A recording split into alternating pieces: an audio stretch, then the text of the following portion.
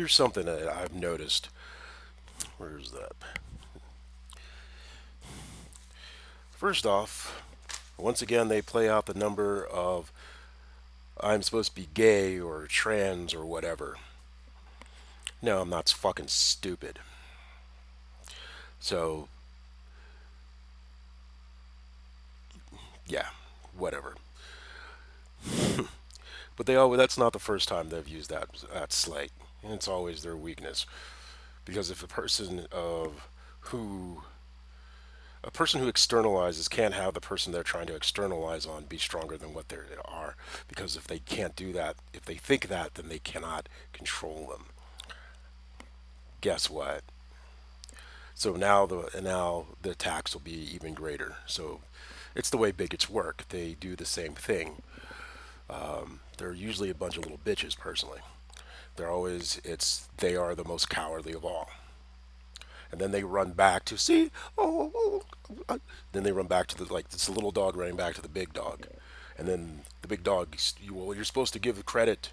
So no matter hard you work, how hard a person works, they're then going to give the credit to the piece of shit. And then then the person gets pissed off. Is like, hey, leave me the fuck alone. See, look how mean he is. Oh, he's being mean. He's standing up for himself. The Republicans right now are treating the Democrats like an abused spouse. Same patterns, same shit. Sorry, same feces, different pile. If you want to know, it's the same thing that's in the book To Train Up a Slave, especially the part where it's if you get a slave working too hard, let him work, and then you burn him out. That's if you want to know the Republican strategies, look at that. Train up a slave. It's so ingrained in the Southern culture they don't even realize it.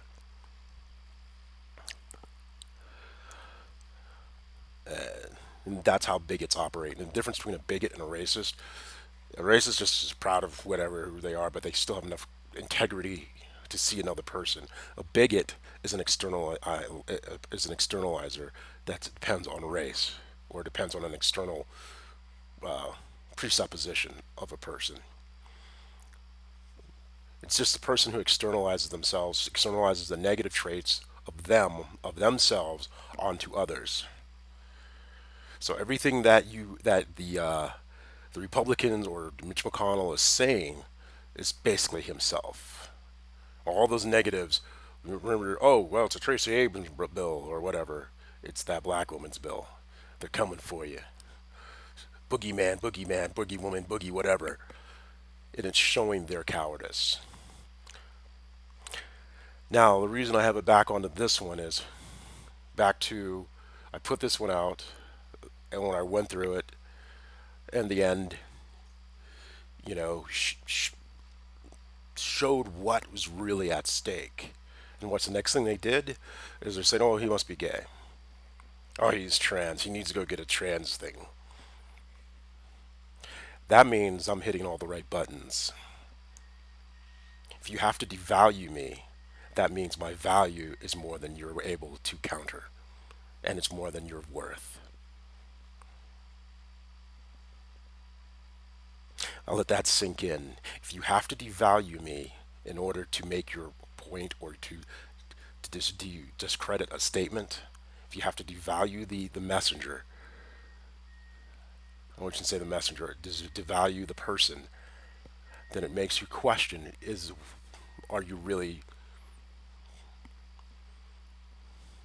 Is it the message or the messenger? And I'm trying to say it in a different way, in that way, but in a different way because all the religious people do all their religious stuff.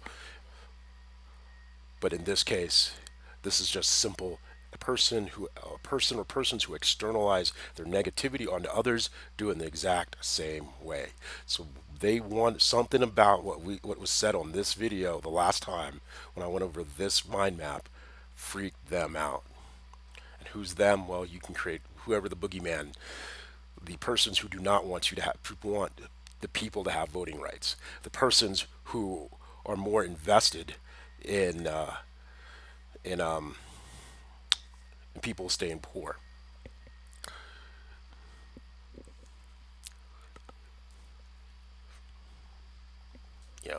So I suggest you go back to the video, minus the, because they want you to have a negative emotion association with that last video, and then use that last video of negative association with that last video, then a negative association with me.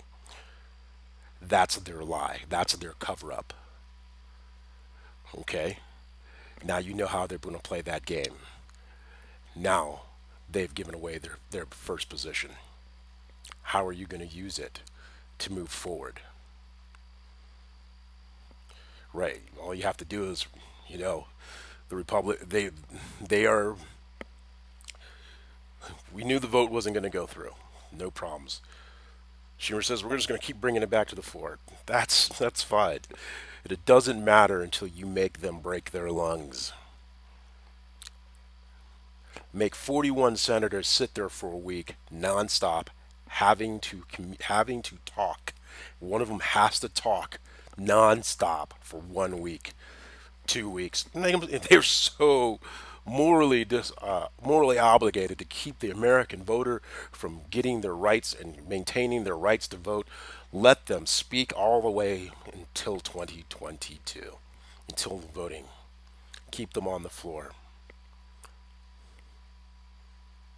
Make them speak, because cowards hide behind all this emotional gobbledygook and then they try to throw it onto you. That's how abusive people work. And it's usually when you language wise, it's, oh, I don't understand, man. Why y'all upset, bro? You know, because you're being an asshole, dude. I don't know what you're talking about, bro, dude. You know, or whatever way they say it, within whatever culture class, the same rhythm is the same. They're immediately, it's always about you. You're like, dude, stop. These are my boundaries. You, this is how. And well, I don't understand. Same shit. It's always the same shit, different pile. And once they've given up their position, it's like, okay, you're gonna do this, and I bet you're gonna do this next too. Oh, there they go. At least that's in the and that's pretty universal actually. But there's definitely an American way of doing it that's even more just kind of like, really, you're dependent. They're dependent upon certain reactions of persons who have generationally not used to. You know, well, hell, actually, they do it to even people who aren't quote been enslaved. And then from a management perspective, the management always then gets this piece of crap, and then they start running back up to the management. Well, they're being mean to me. You know, well, you're being an asshole. You're not being a team player, and so all of this is the same feces. You know who the jerk is. You know the person who's not going to. It's like, yeah, I'm on it. I got it done. Or if they are doing it, they're doing it as the fucking pieces of crap. I do notice this with Texans a lot. They do this often. It's one of their favorite tactics, actually. That and Californians, but those two especially. But once you see it, it's like, oh, you're gonna do this. Yep, there it goes. Next one. Here it is. So back to what they're afraid of: tyranny, rights without responsibility. This is Drumpf. This is what's being done with the Voting Rights Act. If you do not have your rights, they're going to dump all your responsibility onto you.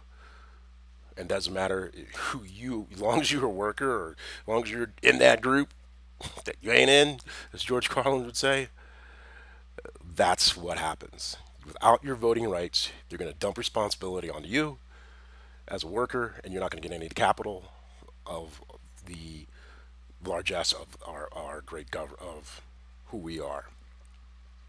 And then, as always, freedom is rights with responsibilities. It's imperative that you maintain and regain true control over your voting rights, so that way, when it is time to have responsibility to build the country, you have that responsibility. You have that buy-in. Next thing is inflation. Right now, you're going to hear all about this inflation, blah, blah, blah, blah, blah. Prices are going up, transitory, maybe, maybe not, but I do know this.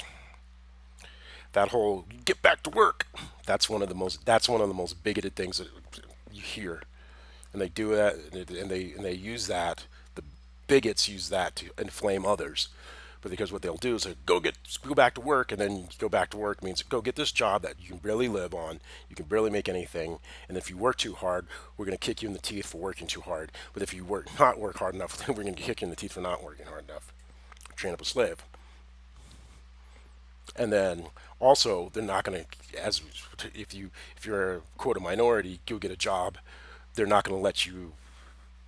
The bigots are all going to get together and go, well, we can't hire that one because well he or she's too good, or we can't let you know.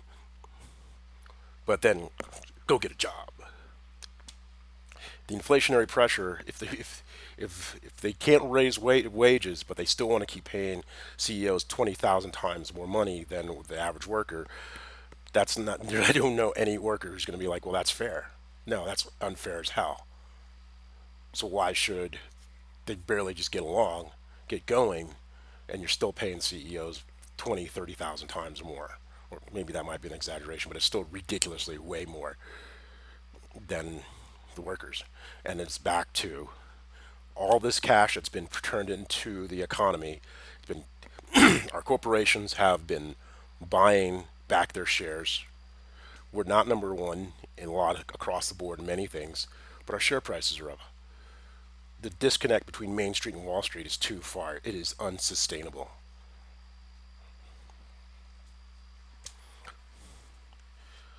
So, I'll get back. If you want to know how to get to Trump, go talk to Rick Scott. The prosecutors who missed Rick Scott. How did they? What would they have done better? How did he get quote? Allegedly, he was alleged and shown to be not guilty of stealing I'm not sure if he was not guilty, but $100 million of so from Medicaid, bilking these two very large government situations and hurting our senior citizens. Yeah, Medicaid, Medicare, they definitely pay slower or whatever, but they're no worse than insurance companies. Can insurance companies, what they'll do is they'll sit there and they won't pay for 6 months, and then they squeeze the cash flows of the doctors, and then the doctors, what they do is then they will overcharge people with cash or overcharge people with insurance, and then because they know they're only going to actually get 25% of what that charge is, so people with cash are subsidizing the insurance companies. Same feces, different pile. But what did Rick Scott do to get away with it? What would the prosecutors have done differently? Trump is Rick Scott. Rick Scott is Trump. Granted, minus the fact that one's more mobbed up than the other. But this is using the same processes and systems to get away with things that are hurting other people, and they're really not making money because they're really not creating more value to the entire culture and the entire business landscape in general. No, it flows up to a very few, and he's been rewarded for exceptionally crappy behavior. The other person you want to look at is Matt Halsey. What's his personality? He is Trump. Trump is him, except he's smoother. He's actually more dangerous than Trump, and he is definitely eyeing the presidency in 10 to 20 years. You need to first understand how these two operate if you want to know how Trump, if you want to understand how Trump operates. Because Matt Halsey, he's a very clean David Duke, from my personal opinion.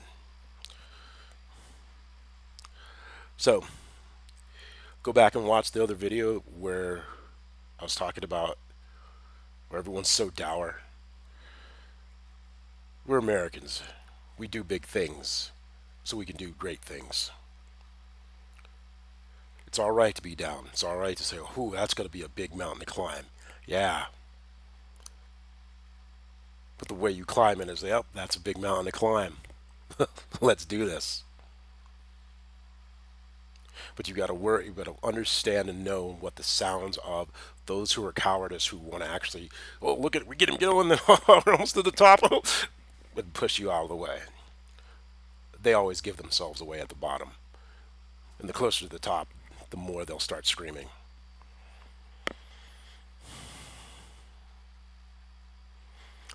So, you make your choice. Are you going to let a bunch of jerks steal your rights away? Because that's what's on the line.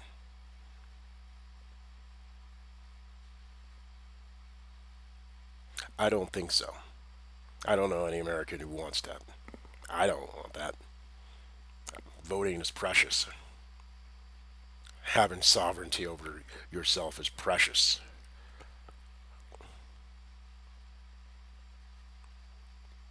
You don't have to get permission from somebody else.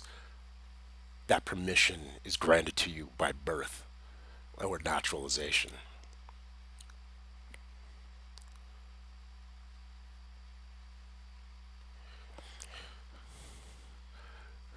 Kick ass, take names. There are those who are just going to say, well, he's just BSing. There are very few people who know me personally. And most that do know me still don't know me. But the very, very, very few who do, they know exactly what I mean.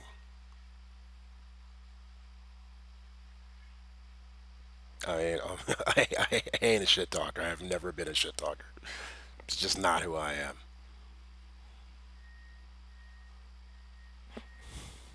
So, I don't know. I don't have some inspiring words right now. I'm just really, really, really, really annoyed that you get these people who are trying to destroy other persons, who don't want to fucking kick ass, who are just wanting to destroy the whole country so they can be little lazy shit. But they're doing the same thing. Same feces, different pile. You make up who your minds.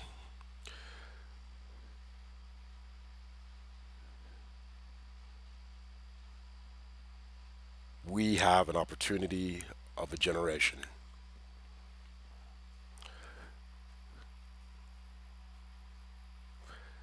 You know, the competition is using the book called The Fourth Turning. I didn't.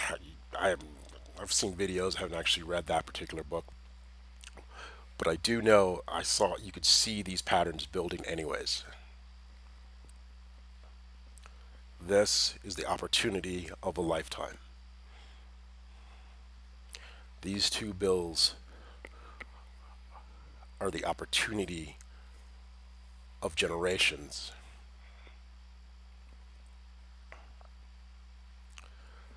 The world is watching, but that's all right.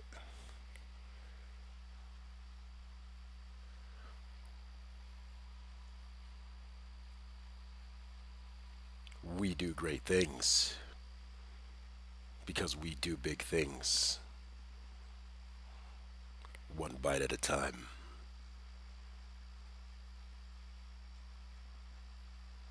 Dare to dream, dream to dare.